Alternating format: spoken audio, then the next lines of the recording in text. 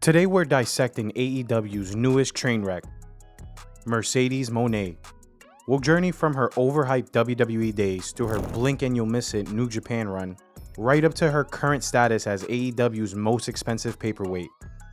Buckle up because this ride's gonna be bumpier than one of Mercedes' promos. Here's the story. An ex-WWE star, fed up with being underappreciated, despite being pushed to the moon, decides to take her ball and go home. After a brief stint in Japan, she lands an AEW contract so fat, it makes Vince McMahon's legal bills look like pocket change. This is the story of Mercedes Moné, a tale of ego, mediocrity, and enough wasted money to make Ted DiBiase blush. First, let's rewind to Mercedes' WWE days. Back in WWE, Mercedes Moné was known as Sasha Banks, aka the legit boss, even though she was as legit as a $3 bill. WWE's smoke and mirrors department worked overtime to make her look like a star. They hid her flaws better than John Cena hides his hairline, and she ended up with a highly respectable list of accomplishments. If we're being fair, Mercedes did have some memorable moments in WWE. Her matches with Bayley in NXT were praised by fans and critics alike, but when she got to the main roster, it always felt like WWE was trying to fit a square peg into a round hole. Everybody remembers Michael Cole's cringy, but Mercedes never seemed to click as a top star. Despite her once headlining WrestleMania, she was like that singer who is always described as up and coming, even after a decade in the industry. WWE tried everything short of literally shooting her to the moon, but something was always missing. Then came the infamous walkout of 2022. Mercedes and her tag team partner Naomi decided they were too good for WWE's women's tag team division. So what did they do? Threw a tantrum and walked out, probably thinking they were pulling a CM Punk. Spoiler alert, they weren't. Mercedes and Naomi were the women's tag team champions at the time. Now, I know what you're thinking, WWE has women tag team championships? Apparently so, and our dynamic duo were reportedly unhappy with the direction of the women's tag team division. But instead of talking to management like professionals, they channeled their inner toddlers and threw their toys out of the pram. WWE suspended them indefinitely, stripped them of their titles, and even had commentators bury them on air.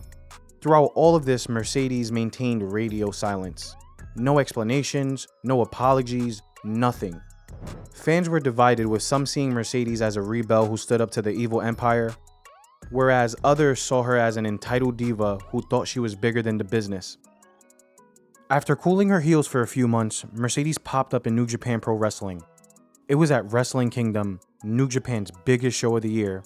The lights went out, the anticipation was high, and then Mercedes appeared and strutted down to the ring looking like she was about to serve the hardest parking ticket of all time. What followed? A masterclass in how not to debut. After an awkward stare down with Kairi Sane, Mercedes went for her big moment, probably thinking she was about to create a highlight reel for the ages. But instead, we got a lowlight reel that'll haunt her for years. Mercedes attacked Kairi, or at least tried to, but it went horribly wrong. Mercedes went for her finisher, which already involves a convoluted setup. Then she dropped Kairi, but for a moment, it looked like Kairi reversed it. The crowd went deadly quiet, and even the commentators weren't quite sure what was going on. And if that wasn't bad enough, Mercedes then put the cherry on top of this dog crap sundae by cutting an awful promo. The Japanese fans responded in the only way they knew how: polite silence. It was a fitting start to the new era of Mercedes Moné. After some time working for New Japan and Stardom, rumors abunded that Mercedes had signed with AEW for an extortionate asking price. And surely, Tony Khan wouldn't pay someone a rumored $3 million a year unless he planned on getting a return on his investment. Now, the AEW women's division has been a constant low point since day one. But with such a big name star like Mercedes coming in, surely this was the shot in the arm the division needed. Well, hold up there, partner, because we've been down this road before. Remember Saraya? Because no one else does.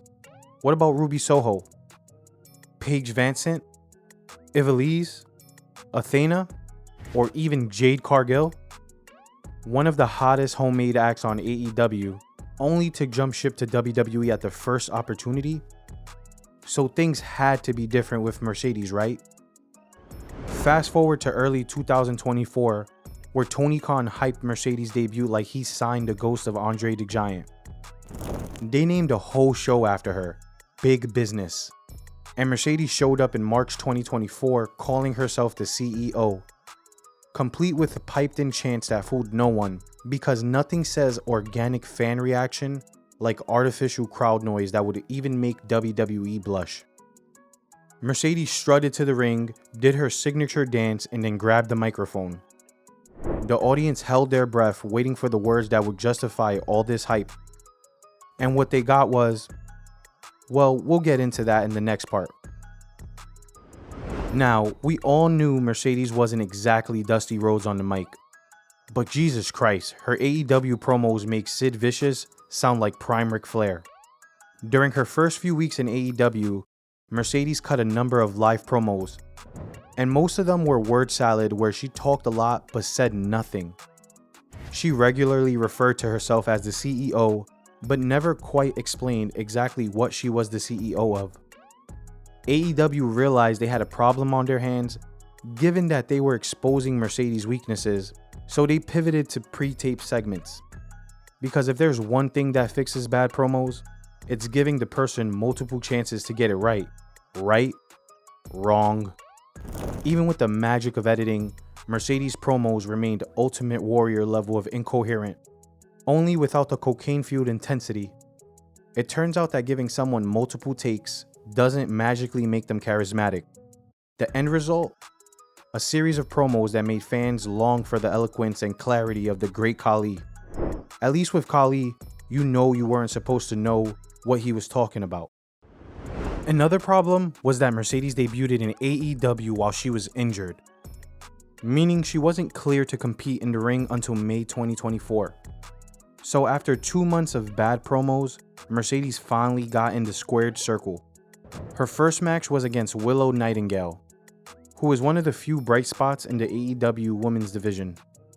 And of course, Mercedes picked up the win. Thankfully, there were no botches, and the actual wrestling portion of things wasn't as bad as some of AEW's women's classics. Mercedes captured the TBS title in that match and has held on to it ever since.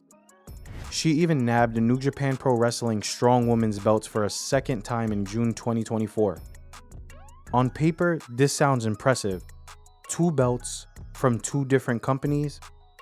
That's usually a recipe for fan adoration. But in Mercedes' case, it was more like a recipe for fan apathy. Now, credit where it's due. Mercedes is athletic, she's in good shape, and has a striking look.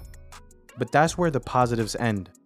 Her selling is more inconsistent than WWE's booking of Bray Wyatt. She'll lie there like she's been shot, only to pop up and hit her finisher as if nothing happened. It's less fighting spirit and more, did she forget she was supposed to be hurt? So why exactly did fans turn on Mercedes faster than Big Show turns face to heel? Well, let's throw out some theories. First off, there's a simple fact that Mercedes is as likable as a root canal. She's a one-dimensional character that does a cringe-worthy dance and boasts about money. Because nothing gets fans behind you quite like bragging about how rich you are during a cost of living crisis. In WWE, Mercedes at least had the underdog factor going for her. She was one of the smaller women on the roster, so fans could get behind her David versus Goliath struggles. But in AEW, where half the roster looks like they could be blown away by a strong gust of wind, that underdog appeal instantly vanishes. The result is a character that's impossible to root for as a face, and not a good enough actor to work as a heel. The reason we hate MJF and Drew McIntyre is because there are relatable levels to them. Plus, they still act like real people. Mercedes, on the other hand, just comes across as a materialistic diva, like the mean girl in a high school drama. AEW, in their infinite wisdom, realized this was a problem, so what did they do? They turned Mercedes heel and aligned her with the elite. Shockingly, this didn't solve the problem. Instead of getting the kind of heat that makes you want to see a wrestler get their comeuppance, Mercedes got the kind of heat that makes you want to change the channel. A big part of this comes down to the fact that many AEW fans are clued into the behind-the-scenes aspect of wrestling. And everything about Mercedes screams, fake. Add this to the report that Mercedes demanded a whooping $3 million annual salary from Tony Khan, and you got a recipe for fan resentment. To put that in perspective, that's more than Kevin Owens and Seth Rollins make, and actually makes her the highest paid female wrestler in the world.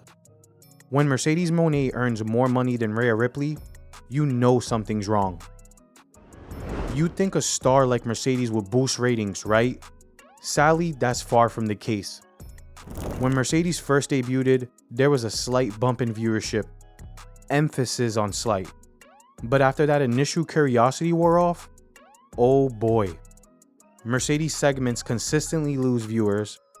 We're talking hundreds of thousands of people collectively deciding that whatever's happening in their fridge is more interesting than watching Mercedes stumble through another promo or a botch fest match. Even her big feuds can't save the ratings. She's just come off a rivalry with Britt Baker, arguably AEW's biggest female attraction, and their segment saw nothing in the way of viewership increase. The worst part? The rating slide isn't just affecting Mercedes, it's dragging down everyone associated with her. She's on her way to becoming the female Jericho. Tony Khan could announce that Mercedes was going to take on a hologram of Eddie Guerrero, and the ratings still wouldn't budge. To put it simply, Mercedes Moné has cucked Tony Khan into paying her a whooping undeserved $3 million a year. Tony is paying a fortune for someone who used to be a star, but has since exposed herself as utterly average. In a way, we can't entirely blame Tony for offering her a contract. Mercedes was a legit name at one point. She even had a small role in The Mandalorian, which probably had Tony thinking he might attract a few Star Wars nerds. Sadly, it seems the force was not with her. From her cringeworthy debut to her mediocre matches, from her abysmal promo work to her complete lack of audience connection, she's failed on every conceivable level. The saddest part? This whole debacle has exposed Mercedes for what she truly is. A product of WWE's star-making machine. Without WWE's smoke and mirrors to hide her flaws, we're left with a wrestler who's about as special as a participation trophy. It's a cautionary tale for both wrestlers and promotions. Sometimes the grass isn't greener on the other side. Sometimes it's just AstroTurf. So what's next for Mercedes Moné? Only time will tell. But one thing's for sure, Mercedes Moné in AEW will go down in history as one of wrestling's biggest busts. Move over, Glacier. There's a new name at the top of the "What Were They Thinking" list. Remember to like, comment, and subscribe for more hard-hitting wrestling analysis, and let us know in the comments. What do you think is next for Mercedes Moné? Will Tony Khan ever learn his lesson about overpaying for ex-WWE talent? And most importantly, will Mercedes ever figure out what she's the CEO of? Until next time.